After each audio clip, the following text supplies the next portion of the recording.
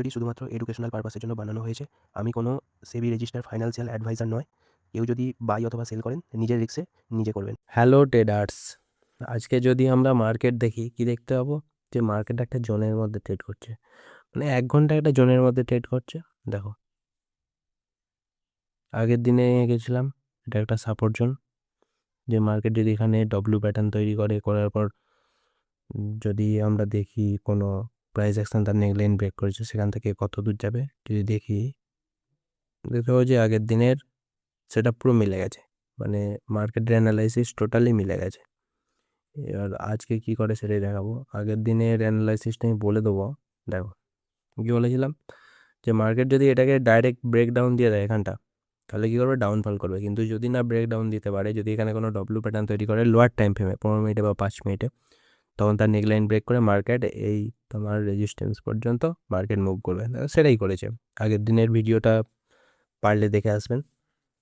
দেখো, এটা support zone, কারণ একটাই, মার্কেট দেখো এসেছে, আপসাইড গেছে, আবার এসেছে, এখানে সাপোর্ট নিয়েছে, মার্কেট ছুটেছে, সাপোর্ট নিয়েছে, ব্রেক করার চেষ্টা করেছে, করতে পারেনি, আবার মার্কেট আপসাইড গেছে, আবার এসেছে, ব্রেক করার চেষ্টা করেছে, পারেনি, আবার আপসাইড ছুটেছে। তার মানে এটা স্ট্রং সাপোর্ট জোন।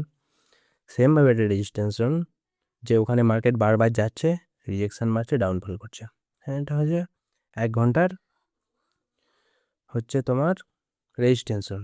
এর মার্কেট যদি 1 ঘন্টা অনুযায়ী যদি এই জোনটাকে ব্রেক করে দেয়, ব্রেক করার পর একটা ছোট্ট রিটেস্ট মানে, তার মানে আমাদের মার্কেটের পরবর্তী জোন যদি বলি যে কত দূর যাবে, তাহলে মার্কেট এই পর্যন্ত আসবে, কারণ এর পরবর্তী রেজিস্ট্যান্স জোন হচ্ছে এটা।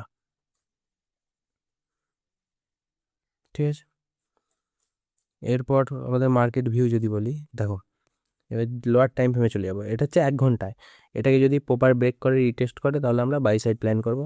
15 মিনিটে চলে যাবো। দেখো, 15 মিনিটে এখানে একটা সাপোর্ট জোন বানিয়েছে,